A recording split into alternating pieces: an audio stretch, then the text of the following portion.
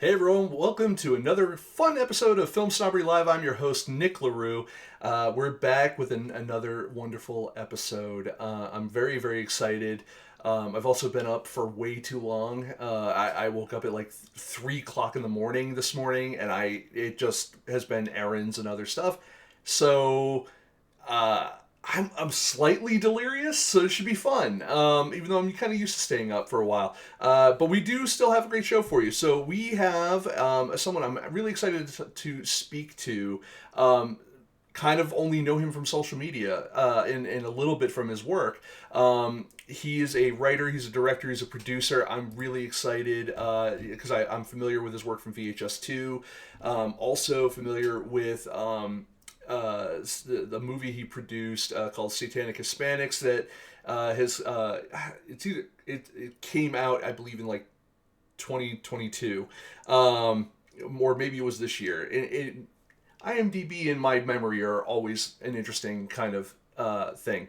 But we're going to talk about his latest movie, which I'm really excited about because it's actually a lot of people are kind of talking about it, and I'm excited for it. I do have a screener that I got just today, so I haven't even had a chance to like experience it yet, but I'm looking forward to it. Called Last Night at Terrace Lanes, and I'm really excited to talk to him about it. His name is Jamie Nash.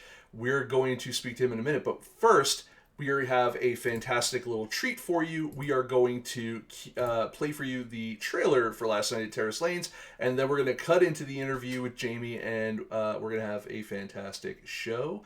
We'll be right back.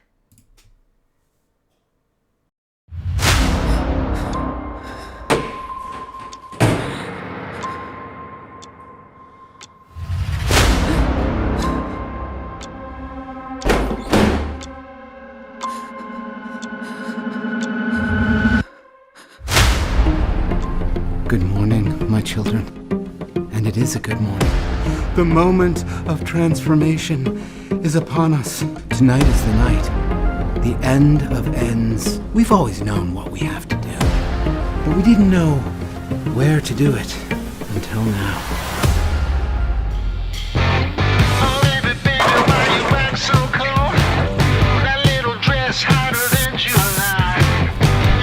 This place, it's so retro. Besides, this is our last chance. Tomorrow they're tearing this place down. Woo! My dorks! Now it's a party! Sorry, Bruce.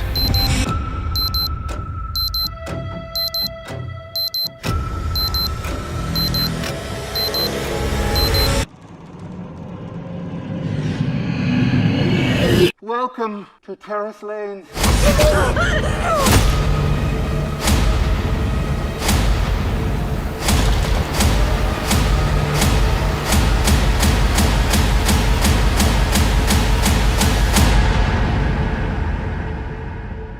Pain it is.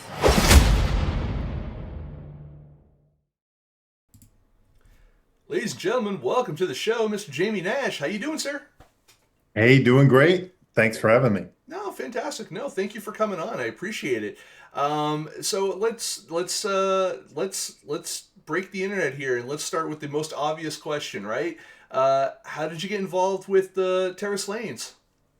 Yeah, Terrace Lanes was an interesting one because it was made locally. You know, I live in Maryland, by the way, and it was made in Frederick, Maryland. You mentioned Satanic Hispanics before.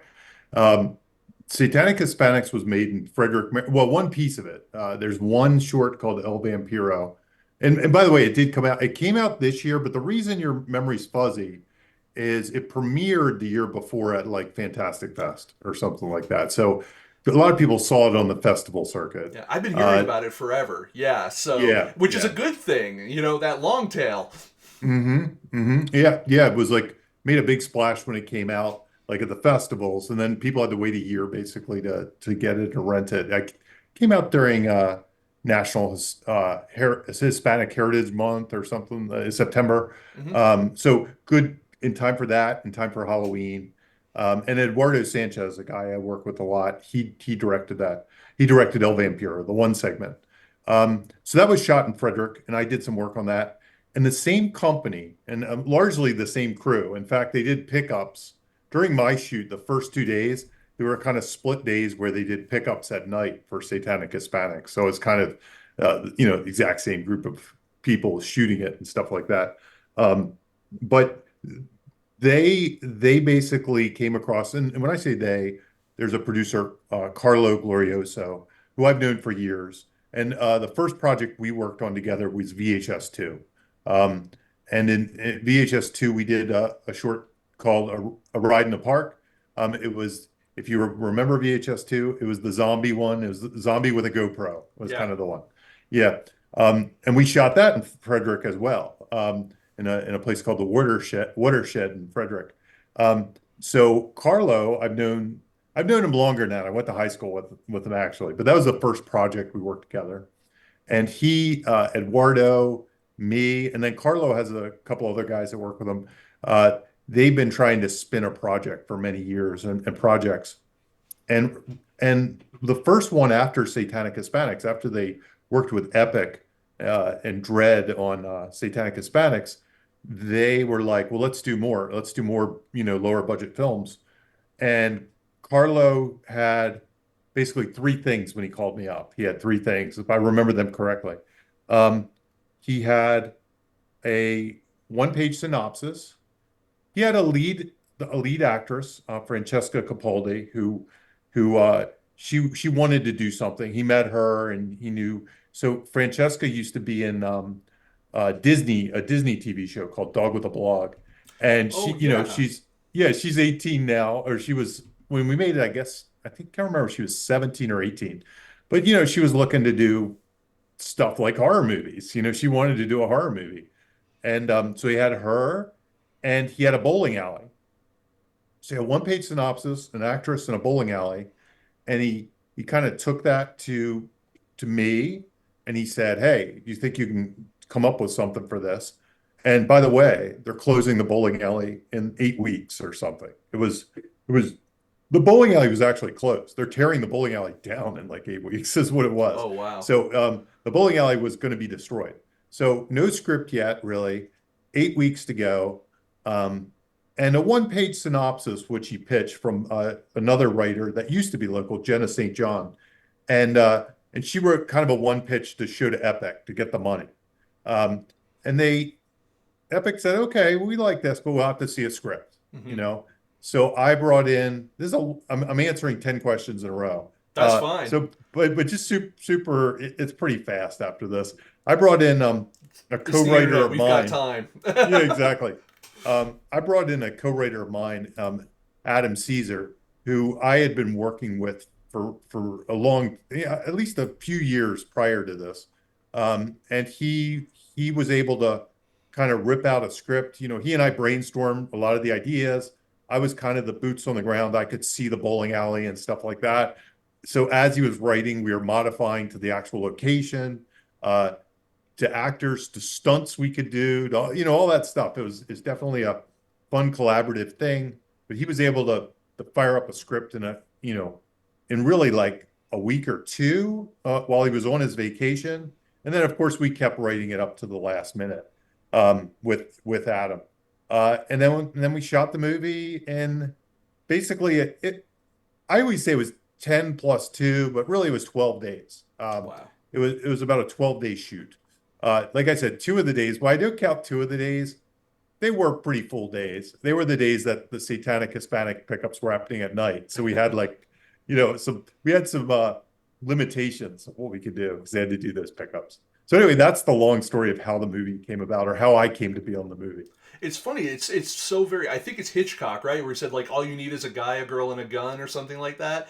And you pretty much. It sounds more like Corman, but it was Hitchcock. Still, Yeah. Yeah. I mean, it's really interesting that But I think that to some degree, I mean, that is all you need. It's like you need an idea, you need a place to do it, and you need willing participants.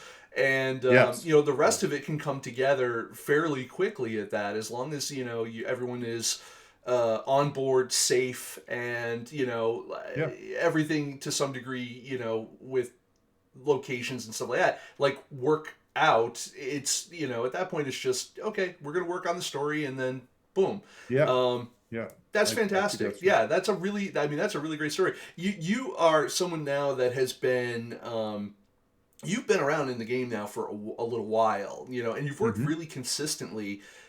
I guess like a kind of like a two-part question on it. Number one is like, what is the secret to having staying power in this industry, whether it's independent film specifically, mainstream film, however you want to call it, you know, where you're, you know, where you are at, and I guess the second aspect of that question is like um,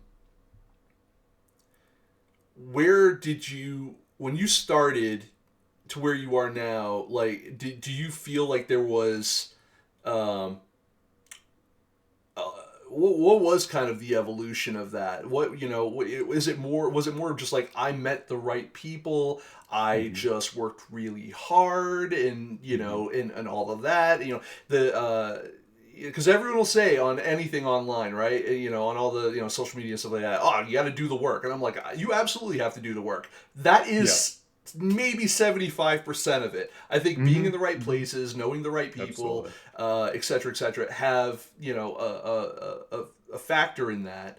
Yep. But I would Yep. love to hear what your opinions on that, and also like, yeah, you know, what's the secret to the staying power? Yeah, yeah. It's tricky to say. I mean, I definitely think there is a heaping dose of luck that factors in to some of it. You know, if things have to go the right way at some point, um, in order for things to happen. But what I've noticed from every single person that made a career of this, whether they're kind of at my level, which is low on the totem pole compared to, like, you know, some huge person, or a huge person, is you'd be surprised how tenacious they are. Um, or maybe you would. Um, uh, but even the most aloof people that present themselves frontward as being kind of aloof and artistic, deep down, there's a tenacity there, and there's a relentless, like they eat, sleep, and breathe it. Hmm. And I've really found that relentlessness. And however you apply that relentlessness, whether it's you're constantly selling, there's some people like that, whether you're constantly writing, that's kind of me. It's Yeah. just I'm constantly churning out stuff. There's some level of some of it's networking. Some people are just relentless networkers. They're constantly spinning um, gold out of everybody they meet, kind of thing. But I find, and I don't know if, you know, I think it's a thing you could probably learn in some ways. Some of us, it might not, some of us it comes more naturally to, and maybe it's born out of passion or Hmm. something. We just want to do it so much that we kind of, you know, instead of getting down, we kind of channel the hardships of it into whatever that thing we're relentless about. Um, but I honestly think everybody I've met, there's a certain level of relentlessness. And most of the people I've met that have broken in, and I'll say most, it's taken at least 10 or 12 years. Like when Yeah. people say it's going to take a long time, it's people, I think a lot of people think, oh yeah, 2 years. Yeah, yeah, five. Yeah. It's like 10. It's eight, It 10, really, 12. it Yeah. really is. I'm 10 years in doing this, and I've had Okay. spurts of success, Yeah. and Yeah. only now do I even feel like I'm really kind of just launching, you know, Right. through, Yeah. you know, kind of stuff. And you're right. I think that it's the times where my career lagged was when I stopped pursuing more Yeah. and expected more to come to me Yeah. versus Yeah. making In other my own words. luck, making my own opportunities, making, you know, Yeah. pushing Because further and asking, you know, the right questions to the right people and stuff. yes, you're Um, absolutely right. And to your point, something might come to you, luckily, Sure. while you're relentlessly pursuing your own stuff. Um, and I have had moments where things dropped in my lap. They're very few and far between, and they're the best days of my career. When somebody just calls up and says, I have a thing for you, we're going to write you a check, call your agent, it's done. It Wow. might have happened to me. And again, I'm a low-level guy in the totem pole, maybe 4 or 5 times over the course of like 15 years, the last 15 years, you know. I mean, maybe about 5 times did somebody just call up without any work and say, you know, we need this done, we need that done. Yeah. Usually it's like hey, even when I get lucky, it's like, hey, do you want to pitch for the next month trying to get the job? That's the call usually. It's like, we'd like to hear your take. We'd like you to read. We'd like to have a meeting with you about, and usually that, then it's very rare that anything ever drops in anybody's lap. Even I think the biggest people in the industry, I don't think it, even when those things happen, they're not real sometimes. Yeah. So to your point, you just got to keep relentlessly pursuing. That's the only advice Yeah. that I've found to work is just, and it's going to take 10 years to get the lucky breaks. That's the problem. If you only do it for 1 year, you're probably, odds are you're not going to get the lucky break. Odds are you're not going to be ready for the lucky break. All these things. That's an interesting point too, like being ready for something. Like I think that people aspire to success, and there's they'll make the vision boards and they'll do all these other very aspirational things. And I think that unless you are in a place in your life where you're able to accept that success, and I don't necessarily mean like on a weird spiritual level or something. I mean Right. just literally like, am I actually prepared for when I get the thing to be able to do the thing? Like, Yes. and stuff like that. I think that's a really interesting and poignant kind of point there. And I agree too with the whole time thing as well. Like you have just your average person in the independent and the film industry that or is entering the film industry, like, I'm going to move to LA, and I'm like, okay, and they're like, now I'm going to be an actor, and I'm like, okay. I moved to LA, and I can tell you solidly it took me 2 years before LA gave a shit that I was there. And a lot of that was just down to, it's such a transient town that most people will meet with you once. To get that second meeting, you have to prove that you are not going anywhere. And that's why everyone hears your prototypical, yeah, we'll meet again in a couple of weeks. That couple of weeks, PS, is 6 months down the line. And that's specifically designed to make sure that you're still there in 6 months. I've always told people, I'm like, you need 3 things when you move to LA. You need your neighborhood, you need your job, and you need your friends. And then once you have those 3 things, you can begin to kind of like lock in everything else. And I find it takes about 2 years before, the city stops hazing you like a college fraternity and the welts on your ass get just calloused enough to where it still hurts, but not as much. That was my experience. Have you spent a lot of time out in LA? Only to visit or do business, only, so I never lived there or anything. I've always lived in Maryland, which is weird to begin with. And most people are kind of shocked when they hear that, like most people that I have generals with or something are kind of, oh, really? And they have no idea. I really can't explain how that happened either, except that, I know why I didn't move there, but I can't explain how I survived that long without, because, and I think I would have done much better had I lived in LA.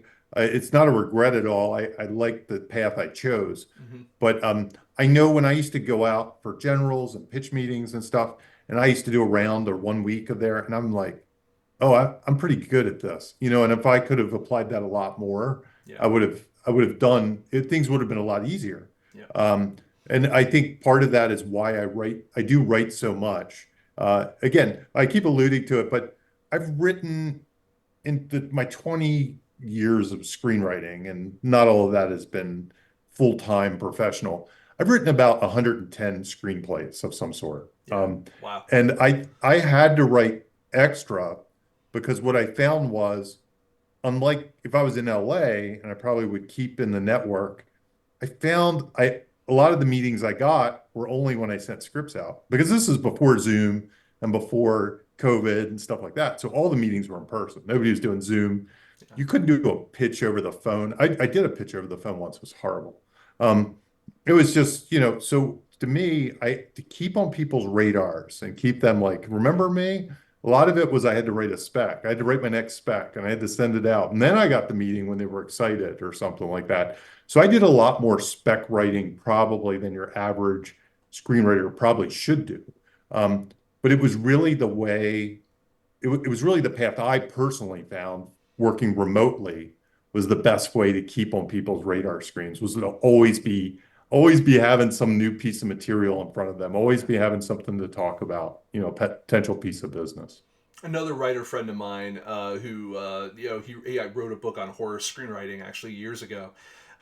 He always I've also do a lot of writing myself and different kinds of writing, technical writing and prose and scripts, short and features and stuff like that. But he always says like, yeah, you always have to have the war chest of stuff Yep. because people are gonna. It's never enough of like you're sending out the scripts, like you're gonna send out a spec or something like that, and it's gonna make the rounds. But ultimately, if they're not interested in that, which they may not be, they're gonna say, "What else do you have?" Hopefully. So you always have to have at least 2 or 3 things in circulation all the time. Absolutely. Just Yeah. because, if they don't like that one thing, they're going to ask for the next and the next and the next. So, yeah, the war chest aspect of it is good. Hmm. We have another podcast on FilmSnobbery called Bolted Slugs where we talk specifically about screenwriting, but hosted by Zeus Ryan, and it's a fantastic podcast. I encourage people to listen to it who might be watching this now or later.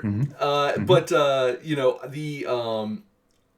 thing I see now, especially since the strikes are over, and I'm seeing now there was an uptick anyway in a lot of people offering coverage, offering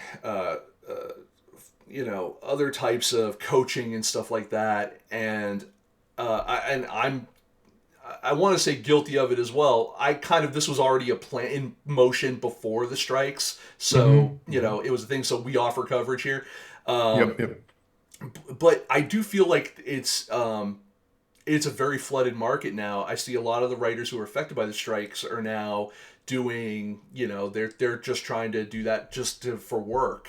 Where do you see at now post strike? Where do you see kind of the industry at? I mean, do you see it kind of starting to get back to normal? Or are we still living in we're paying for the strike, so to speak? Right. Right. Yeah. Yeah.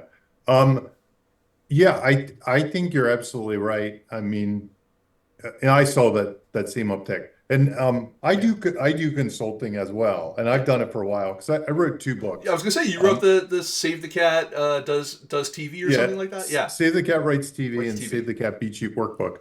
And around that time, I started to do consulting because I was getting a lot of people asking me just organically if I could read their scripts.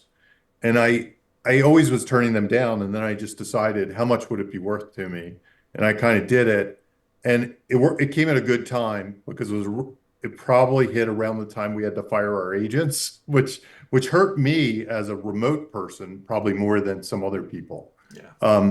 Because my agent really does, and my reps kind of represent me, but then also during the strike and things like that. But because I do that, and I don't do it full time. I don't usually even advertise it very much. But I noticed during the strike, all kinds of people were showing up, and it was just like I was like, whoa. And there were people that I wouldn't expect to be doing it. Like, I'd be like, they don't have time to do it. They have 3 writers' rooms they have to deal with or something, and they were doing it, and I was like, whoa. And I mean, I think that's kind of telling. I think it's telling in a couple ways. I think probably like me, they're also planning for the downtimes because you almost always have to, as a screenwriter, you have to have side hustles to get you to those backup plans. You just have to. That's crazy, isn't it? Like, Yeah. I mean, in as much as like I can see on the independent level, right? Like, where you might only be doing like 1 or 2 productions every year or 3, depending on where you're at, features, shorts, whatever.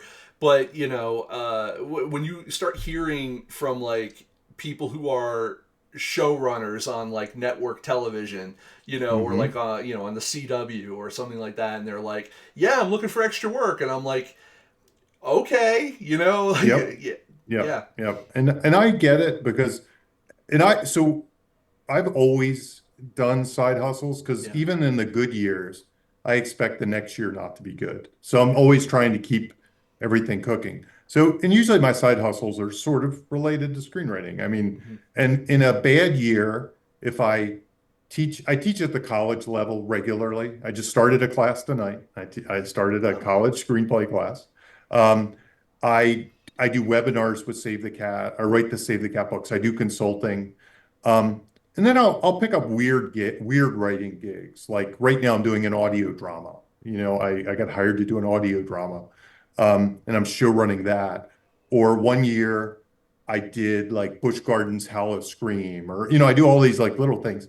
And usually in a year, I somehow manage to put it together to break even and pay all my bills, even in a bad year. And Yeah. then the years that I have good screenwriting years, I'm able to bank away a lot of money for the bad years. So it usually is. And then between that and residuals and book royalties and other passive incomes and the hope that my WGA pension will pay out and stuff, I'm able to make it all work. Yeah. But you really, even in the good times, I am always focused on making sure those things that will happen for the bad times happen. Yeah. And you can't ever lose sight of it. This is kind of twisting away from your original question, but Totally cool. it's a fun one to talk about. So your original question, though, about where the state is now, I'm not really sure. There's part of me that thinks maybe it's good right now, maybe it's getting better, maybe it's about to heat up and kind of have this little explosion. Yeah. There's part of me that's like, I don't see that quite yet, so I'm not sure. So I'm really in that place.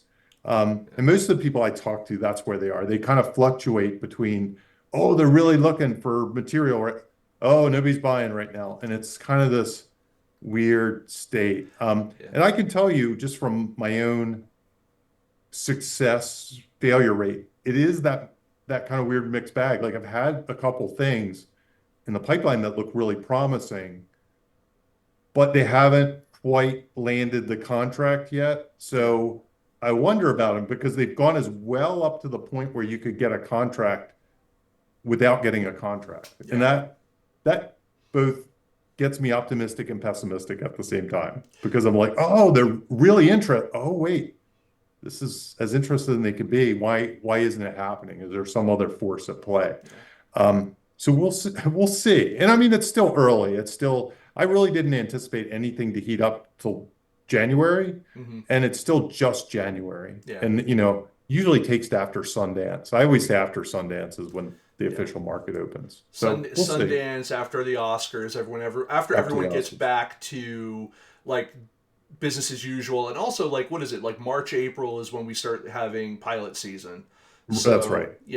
Then we'll start seeing maybe a little uptick there. But the word on the street from my side of things has been like, don't expect anything to get even remotely back to normal. And that's not even for like the new players, like people still trying to break in. Like, don't expect it to get back to normal for people who have been doing this for 10, 12 years till the summer. Like that's when you're going back to work, not when folks I that are feel just that. Yeah. Like there's enthusiasm, but there's no money exchanging hands, And so, but I like at least there's enthusiasm because sometimes during these times there's no enthusiasm. Like there's like you just get a feeling like, oh well, you took this project out at the wrong time. You know what I mean? That's not what I'm getting. I'm not getting that. I'm just getting this other weird thing. So I think you could be onto something, whoever told you that, or whatever tea leaves you're reading. That makes sense. It feels, for some reason to me, my gut says it feels like 2 months away before we can even really, get back to somewhat normal. I think because I'm not in LA anymore. I'm in Massachusetts now myself. So another East Coaster, and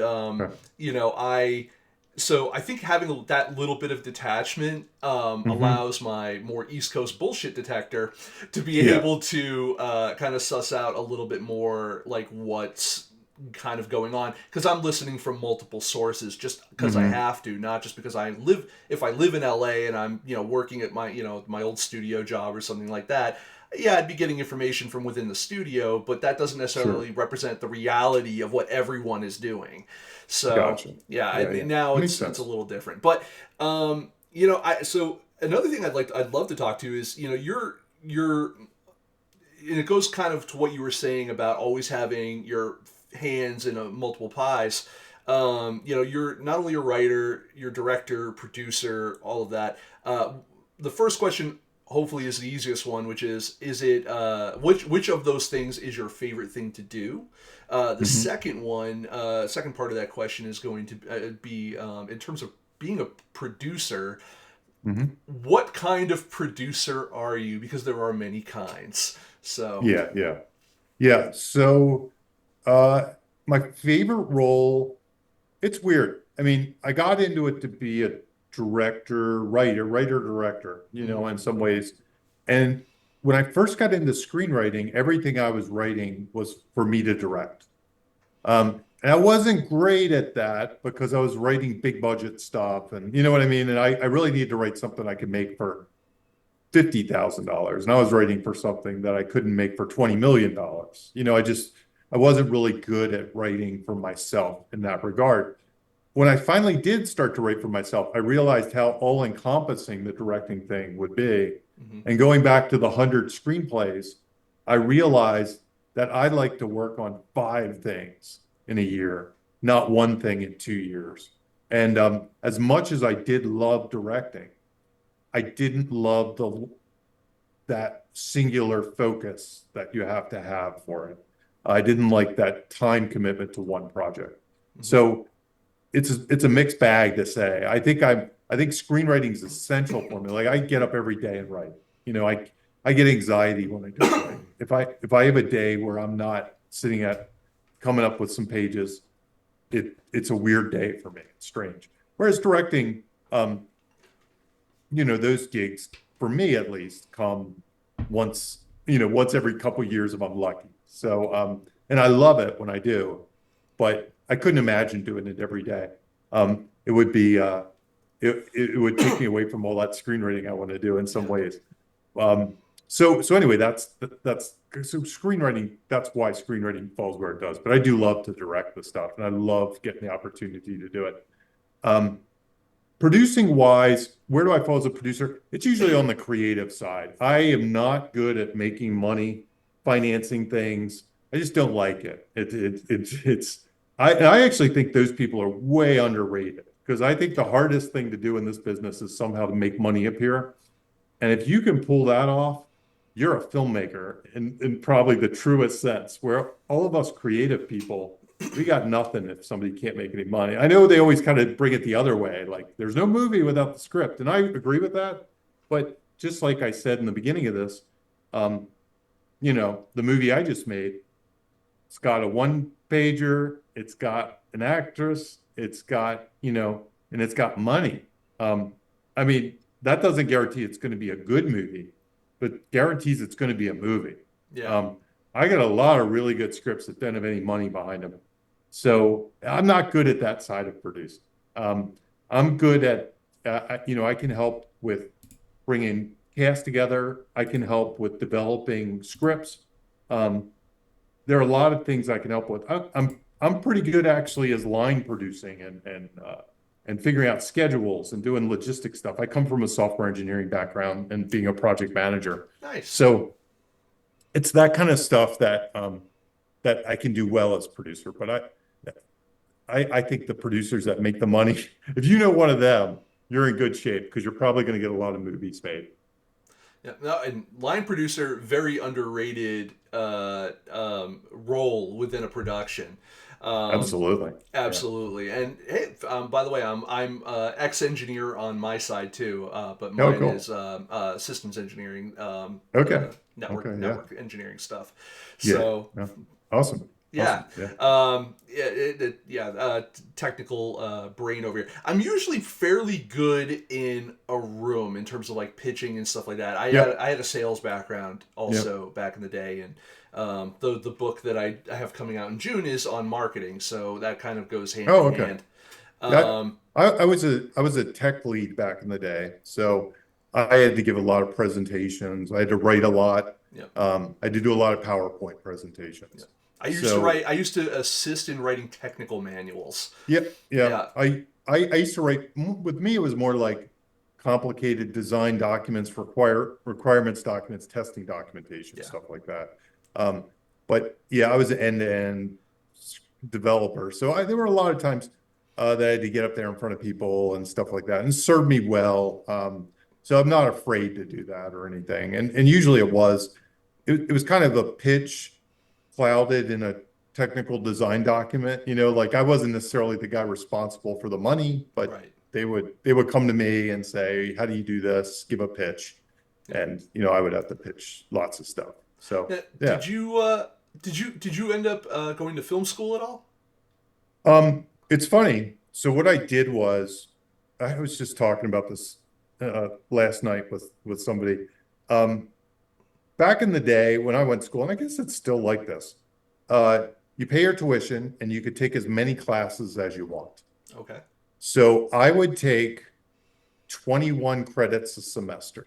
Jesus. Um, and the reason I did that was because my 15 credits for computer science, and then I took about 6 for creative writing and filmmaking, or sometimes it would be like gym class, basketball or something. But I was like, if I'm going to get paid, if I'm going to pay that much, I can get 6 extra credits every semester, So it was a very strategic move I made back then. And I remember it wasn't even necessarily, you had to get permission to do it from your guidance counselor. And I used to just sign my own guidance counselor slip. I just sign it with my name. I just say Jamie Nash. And they would let me sign up. So I took all the film classes I went to University of Maryland, Baltimore County, UMBC. So they were the ones that in March Madness a few years ago, they beat the #1 seed. But yeah, they had a film degree there. And I took every one of their film specific classes without being a major. So I skipped a lot of the classes they also made you take, like art history, and it was kind of an art film degree back then. Right. But I was able to, shoot with a Bolex and, work on their flatbed and, do all that kind of stuff. So it was an actual film degree. And then I also took a lot of their creative writing courses as well. So, but no actual film degree at all. It was a computer science degree. Now, obviously, like, those classes you took, like you said, they taught you some more of the technical aspects of filming things, actually putting a camera in your hands and stuff like that. How much of the industry do you feel like you learned at school? Or was it more like, oh no, I had to discover that shit on my own? Yeah, Yeah. It was zero industry. At my school, it was zero industry. I'm not sure if I went to USC or something, it would be different. You'd be surprised, sir. Yeah. Well, yeah, Yeah. it was zero industry. It was technical stuff. Yeah. Even in the school I was at, it was more art based. So it was personal expression. And I was the weirdo. I remember I would come in and make like little horror movies or little horror comedies. And they were actually very well received because, nowadays you'd think everybody would be doing stuff like that. But back then it really wasn't true. Like somebody would shoot like a light for 10 minutes or something, and there would be some weird artistic expression of shooting a light in the.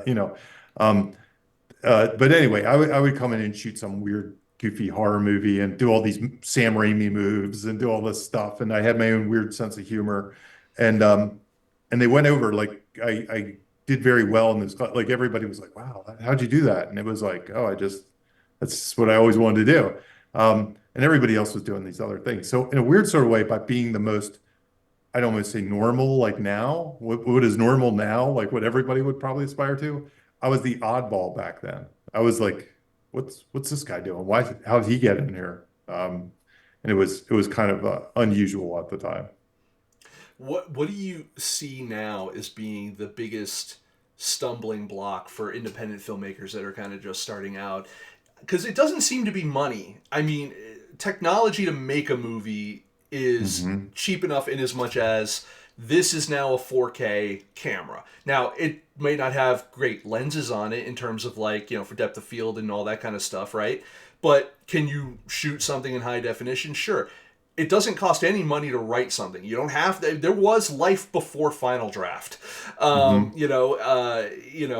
every conversation about, script formatting or anything like that I hear, with all due respect to, like, yes, there's ways to do it professionally. Sure. But if you're making films for yourself, and for every rule that is given to you, I see it broken at every level. Hmm. Hmm. Yeah, I Yeah. think that's So true. I don't see money being the big cost there. Obviously, if you want to do something that is without your, you want to pay people or for their time, or you want to have, Hmm. if you have to rent equipment or whatever, yeah, you need money. But what do you see as being like the biggest stumbling block, really, from people getting out and making something? And I will tell you what my answer is, and then you can tell me what yours is. Mine, I think, is people are waiting for permission to do something. Hmm. Hmm. I could see that. I could see that.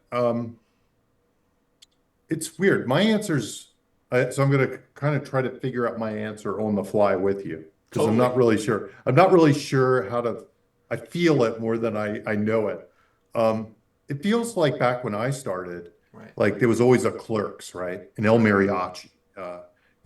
People So coming out of nowhere. you know what, I'm gonna tag onto what you're saying, because I was interviewing Kevin Smith not too long Hmm. ago, and Yep. one thing we sat down and we talked about was Richard Linklater and Slacker, and how that movie, not only the making of the movie, but the festival circuit plan, how it got distribution, all that. That was a roadmap for him.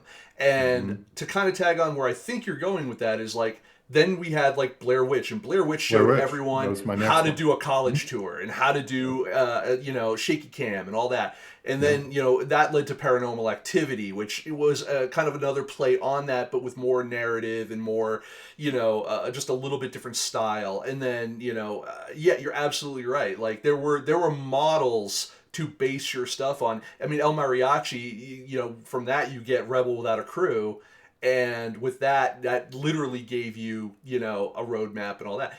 um, Yeah. Apologies for interrupting, No, but like, no. you were making a super good point, and Yeah. I got excited. No, no, you're saying exactly what I'm trying to vocalize. It's like there were these roadmaps. It's like that's the part I know, but then the part I don't know is where did they go, or why isn't there one? Why isn't there something? Because there is YouTube now, and people Yeah. become YouTube famous doing all kinds of funny things, and that wasn't available before. And maybe that just kind of took over, and it maybe there's a part of me that thinks a large part of the culture just doesn't care about this. This is the sad part. They just doesn't care about the next Blair Witch Project or something like that. They just don't care because they're so busy with the next Mr. Beast or something on Yeah. YouTube, or the next TikTok hilarious idea, or I mean, whatever. I don't. I choose to believe that it's just the reason why we don't hear about the next Blair Witch or something is because we just haven't gotten it yet. I think that because that was an evolution of craft in terms of presentation or marketing, I Mhm. think that just haven't gotten those yet. And also, like, a lot of those YouTubers and TikTokers and all that, I think they're learning important lessons in short. Like, think of this like when Mhm. you picked up a Bolex in college to film Right. short films. Mhm. That's what Mhm. they're doing. And so Yeah. hopefully the idea is that eventually leads them, hopefully Mhm. through their fame and whatever money they make from that, to be able to self fund and self distribute because they'll have an Right. audience. Allow them to make things that are bigger, longer, uncut. Yeah. Those Yeah. kind of situations, and then take it, more traditionally through the festival system, where that can be discovered by more I traditionally, made things. I that's what I would think would happen, right? I would Right. think the next, South Park guys would come out of there or something. I mean, you look at like the Lonely Island guys or something like Oh that, yeah. and they're kind of a version of that in some ways. I mean, I know they went a different path and went SNL, but then they made movies and stuff like that, and it's not too strange to think you can come from one and go to the other and be kind of writer producers. But yeah, it's while I sort of agree with you, there another side of me says I just don't see it. So I feel like we would have seen it by now because it wasn't like one of these things came every 20 years. There would be a new thing like this like every year or so. And as much as the timeline's exhilarated, Hmm. I can't. It's funny. The one that comes to mind right off the top of my head, horror wise, was like when Host came out during the pandemic or Yeah. something. And those guys were able to launch that into something else.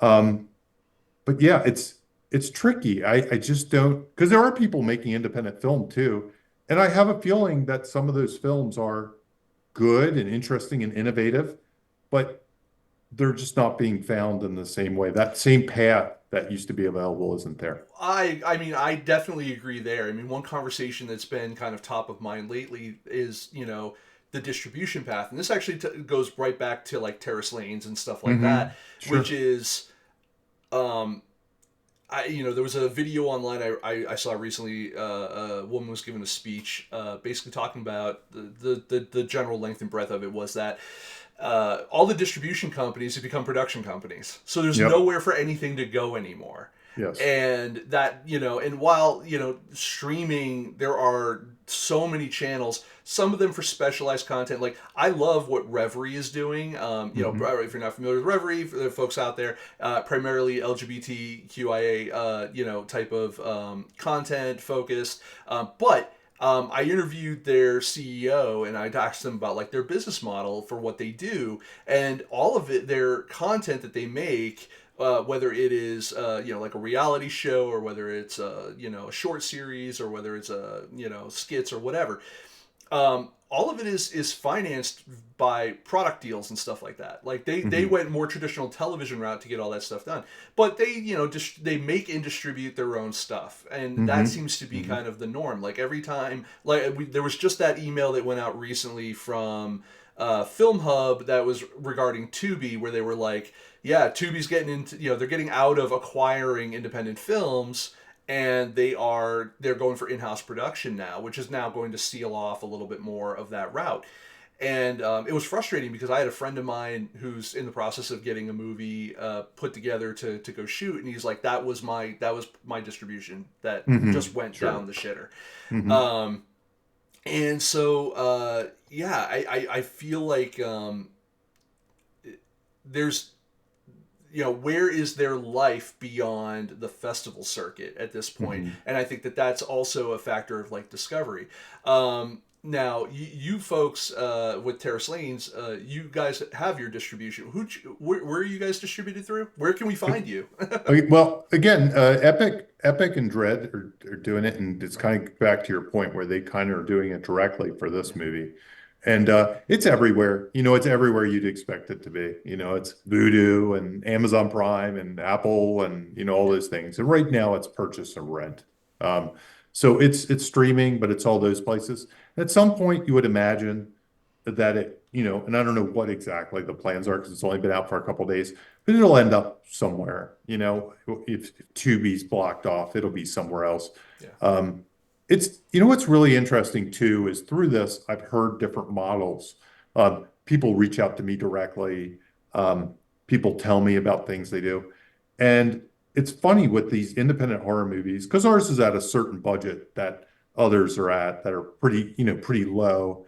And they can do creative things to make their money back and to make a profit. And everything from people releasing the movie practically for free or at a loss and then selling the physical media for the profit. Like Right. that's a thing. At a certain level, that's a thing. Like the Blu-ray is where we make the money. We just need to put it out there so everybody knows and then wants to buy the Blu-ray. They want to buy the physical media. And then, at these certain super low levels, that might be appealing. That might be a thing you do. Or there's all kinds of new kind of 2BS platforms out there that people Right. are just creating, and some of them are YouTube only and some of them, Yeah. and they're trying to, and they have millions of subscribers, but, you might be able to get a little bit of money from those. And you could almost send your thing to that and then sell the physical media and try to make your money back in some ways. And then hope for some kind of foreign, rights kind of deals and Yeah. territories. It's funny how there's all kinds of interesting and creative distribution ways at the lower levels that people seem to be making their money back. And it's kind of, I think that's all kind of cool in some ways. It's like, I don't know that it's very lucrative, but I wouldn't think it's very lucrative, but it seems like there are more channels like that open than maybe when I looked at it 10 years ago when the DVD market first crunched. You know what I mean? And Yeah. it was like only certain movies were getting on Netflix. everything else was kind of screwed. It was like, uh-oh, you're Yeah. not making any money. So, Yeah, I mean, I feel like you're absolutely right. There's so many more options out there. It's just a matter of if you're going to do it at that lower level and you're doing it yourself, you have to then invest into the marketing side of things. So when you have a distributor yep. that's, that even if that distributor is also the production house, is kind of if they're fronting for the marketing side of it, you can kind of sit back a little bit and you might do a podcast like this, or you might do some promotion online for it, as the drop date hits and stuff like that. But by and large, that like the PR people are reaching out, and the critics are doing their reviews and all that kind of stuff. And then you rely a little bit on the tomato scores and all that kind of stuff. But it's not as it doesn't weigh as heavily on you. I mean, obviously you want things to do well, Yep. all that, but in terms of the process and the cost, it doesn't weigh on you as much. At the lower levels, yeah, I mean, I actually got a question literally today on LinkedIn where someone was like, how much money should I set aside for marketing for a film? And like they wanted a specific dollar amount, and I'm like, Yeah. okay, well, there's and one thing I said that I'm gonna do one of these for, because I actually like this idea, which was that like there are people, just like how you can have a really good DP that can take a $50,000 movie and make it look like $1 million movie. Like Yep. there are marketing people out there that can take $10,000 or $50,000 and make it look like you spent $1 million. Right. Yes. Yes. I think that as long as you're putting your money with the right people, and your strategies are strong, and you're doing, you're highly targeting your audience, especially the less money you have to play with, the more specific you need to be. Right. And so, yeah, I mean, I've been advocating a lot. I don't advocate so much for filmmakers to put their stuff on like YouTube for free. I understand like the idea of a loss leader, and you're absolutely right. Like the idea of like, oh, well, if I'm going to do like a Blu-ray release or like a special steelbook or something like that, if they can afford to do that, like, I think inherently we're in in an age where films, especially physical media, is starting to become more prized. I think collections and collectors are like, it's like how like retro toys are coming back in. Like Absolutely. when Super 7 started making like those Thundercats figures, I bought the shit out of those because it's my childhood and I want that back. Right. I think that now when you have companies that like Mondo or Vinegar Syndrome or something like that are putting all the like the steel books together, Arrow releasing all them, putting those steel books and stuff, like film collectors and like people who really care about that stuff or snatching those up. So I think we're in an interesting kind of like place with that. But I still go back to I still think that YouTube probably for free not the best, because YouTube is not the discovery mechanism that it used to be. Like there's too many. Everyone's like, yeah, but they have 1 billion users, and I'm like, but that's 1 billion eyes that are not being trained to look at your stuff. And you don't have the ad you don't have the ad budget to break through their algorithm on a consistent basis to do that. Like you're looking at thousands of dollars a day to bust that algorithm. One thing I in the strikes, I felt like we were almost there. I know I'm going back in time now in the interview here, but in the strikes, I feel like we were almost there in this idea of solidarity and collective bargaining. And I was hoping that the filmmaker side, not specifically the writers, but because I think we were also getting there with the actors, but I was hoping that with the filmmakers, we were going to get there where it was like, we don't need a studio to tell us how to do this, or we don't need a studio to do this. If we act in a collective bargaining situation, we can go directly to theaters and we can say, you're absolutely right. Normally you'll charge me $1,500 for 1 day, 1 screen, whatever. But what if I can guarantee you content or films for the next, year via a cadre of filmmakers? Can we then, with a revenue split, can we then now negotiate a better deal, or something like that? And then Roadshow. Like, I think that Kevin, going back to Kevin Smith for a second, like Kevin Smith did something really interesting when he did Red State, and and he's kind of done a little bit for every movie he's made since, and of course now he owns his own theater. But the idea of doing that roadshow kind of thing and taking it back to,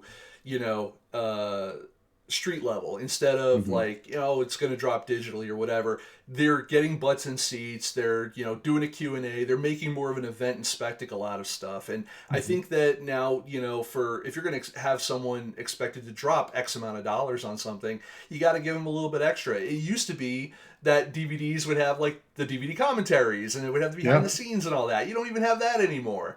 So it's I feel like there was this one aspect there that was we were kind of building towards, because everyone was looking for the next thing, and I think we were close, but then what happened was that I think everyone got very poor because they hadn't worked in 6 months, and no fault there. Like I completely understand. Like, nope, it was time to get back to work. But I think it was just an interesting. I think it was just an interesting time. I found that interesting too. I think the difficulty is the people that can most influence that are probably the ones least passionate about it. Like Tom Cruise doesn't feel like doing it really, or whatever, or whatever. Robert Downey Jr. or somebody, or the people that really could do it. Because if Tom Cruise went to AMC and said, "I'm going to make movies exclusively for you, and I know people that can make movies," he could probably do it, right? If Jamie Nash and his friends do it, we want the Tom Cruise movie. Come on, instead of AMC, you'll go to Malco. Yeah, exactly. But I think you need some bigger players to kind of lead the charge. But on the flip side of that, I'm saying the star-based stuff. But if you got, let's say, J.J. Abrams or somebody, I mean, he's a big star. The creative side, the production companies and stuff like that. Of course, I guess they were on the other side of the fence, but still, you could almost see a deal where somebody like that could give it a try. Like Kevin Smith did in some ways. Kevin Smith's such a unique case because he's kind of celebrity. He's a host. He's a showman. He's like all the things. You want to meet him. You want to have the meet and greet with him to get the picture. You want to do all the stuff, and you want to watch the movie. So it's all kind of a thing. I love Kevin Smith. I went to one of those road shows. What's the movie before? It was, I guess, with Jay and Bob Strike Back. There was Jay and Bob Strike Back. Too? Well, there was the Jay and Silent Bob reboot. Reboot. That's what it was. Reboot, I went to that one. It wasn't Clerks. It wasn't the Clerks 3. It was the one before that. And like everybody I was with, you can't really be cynical around him because he just seems so genuine and he seems to be having so much fun and he seems to have punched the ticket that he wanted to punch. And it really is a guy that's figured it out in some ways, like, and whether his movies, the quality has dropped or not. Like I laughed a lot at that movie sitting there in the theater and I had a great time. It's hard not to say he's won, and he's just won on so many ways, like doing it his own way. So it's pretty cool. And to tag on to that too, I when I went to go interview him for my book, I also just happened to run into Malcolm Ingram, another documentary filmmaker, Canadian documentary filmmaker, and so I was interviewing him as well. And just luck happened that he was there, and we were out talking about Kevin. He's like, I'm like, is Kevin? I'm getting kind of showman Kevin because I'm interviewing him for something, right? Like, but he was gracious, inviting me up to his apartment. And he said, "Hey, we'll sit down." We sat down in his kitchen, and he gave me his attention. And he had that very Tom Cruise kind of thing of when they say like, when Tom Cruise is looking at you, he looks at you like you're the only person in the room. Like it was like that for me, and I felt very. privileged for that. And so I'm sitting there with Malcolm though, and this was later at night, and we were both kind of just in out of earshot of everyone. I was like, "Is it really like that all the time? Like, is he? You know, what he was like? He's the hardest working person you'll ever see." He goes, he is up at 4:30 in the morning every day. He goes to bed at like 2 o'clock in the morning. I don't know how he does it. He goes, but that guy is just always going, going, going. And you know, it's always about the work. It's always about, you know, the fans. It's always about whatever he goes. I said, you know, what? And then the one question I will say I asked that I love the response for was said, what do you think it's like to be Kevin? You're like, you know, Kevin's got, you know, he's got the money, he's got the stuff, he's got the movies, he's got this. He goes, I'll tell you exactly how it is because I've asked him. He goes, it was fun. It's fun. Yeah. You know, and That's that cool. was That's really cool. that was a nice answer, and it was exactly what I wanted to hear as well. You know, while also being the truth. Yeah, man, I want to be respectful of your time because I don't know if you had anything going on after the show, but Just sleep. Just sleep. I'm old enough that I go to bed. Me too. Yeah. Sadly, though, I'll go to bed shortly after the show, and I'll be up again in like 2 to 3 hours because I don't really sleep at night, and I'll just be back writing. Sounds familiar. I would say, do you have anything else that you want to promote while you're here? Like any of the Save the Cat stuff, any of any other movies, or just more? Where can we see more of Terrace Lanes, or anything like that? Yeah. I have two things. Well, one thing I can promote. I'm working on an audio drama that'll be out in March, but I can't talk about it. So, keep an eye on me and my social media. I'm mostly a Twitter guy. So find me on Twitter. I'm Jamie_Nash, and you can keep track of the latest stuff. I'm sure we'll be announcing that relatively soon because it comes out in like March. Yeah. Yeah, we're working on it really hard right now. I am doing a Save the Cat thing. If you're a screenwriter, there is a Save the Cat. It's kind of a deep dive into the beat sheet. It's kind of like a next level, like you read the books, let's take it to the next level. And it's really a lot of my processes kind of exposed, which is kind of what the workbook was to a certain level. And then this one actually takes that and adds to it a little bit. And it's a webinar, and it's coming up in February. I can't remember the exact dates, but it's 2 days in February. Go to savethecat.com if you're interested. Check it out. It's a live thing I do. I've done a couple of these before where it's live, and then you get to interact in the end and ask some questions. So it's like basically a 3-hour webinar. About 2.5 hours is just me talking. The last half hour to 45 minutes is Q&A. So if you're interested in that, check it out. I think it's like $60 for two live sessions, which are That's not probably bad. it's about 6 hours total. Oh, that's really not bad. $10 an hour, basically. Like, Yeah. People that take it really like it. And if you're on the fence about it, there's a couple of YouTubes with me where I kind of give a taste of the webinars. One's for TV and one's for character-driven beat sheets, if you know Save the Cat. And if you take a look at those, you'll kind of get a little bit of a sense, kind of a cheaper version of the same thing I do for those webinars. So definitely check those out. Other than that, just Terrace Lanes. I'm all about Terrace Lanes because the one thing about these independent films, these kind of lower budget independent films, is the only way, because we don't have the huge marketing budgets. They'll do a little marketing. So the only way these things really happen is word of mouth. People watching it, people reviewing it. Reviews are so important. It's unbelievable how hard it is to pull a good review out of people that like it. Like people like it. You're like, please just put a review on it. The people that hate it will go review it. But the people that like it, it's really hard to pull a good review unless it's their favorite movie of all time. So, first of all, just go check it out. You can rent it now. It's in all the spots. You can get it. Originally, it was Apple. You can get it, but it's on Amazon Prime, Vudu, all those places. It's all the places. But go rent it. Great weekend watch. There's not a ton of horror movies out there right now. I guarantee you won't be bored. That's the one thing I'll say. It's fast. It hits all the right things. It's cool. You'll check it out really fast. But go check that out. Again, word of mouth is everything. So this is me contributing to that. But also, if you like it, if you like horror, if you want to see more independent horror, just go, I'll be grateful. Give us a hand. I'm not too proud to ask for it because you really have to. And we're doing that now. The good thing is we have a lot of people. Adam, who I mentioned, he wrote these books, Clown in a Cornfield, YA bestsellers. He won a Bram Stoker Award, and he's got a good following. He's a horror guy. A lot of people like him. Francesca has like 2.5 million followers from back in the day on her Insta and stuff like that. So we're able to generate like an initial push just from people that kind of have a little bit of following. But it's to that point now where the push will happen, but to keep momentum going, people have to check it out. And P.S. If you talk to her before I do, tell Jenna St. John I said hello.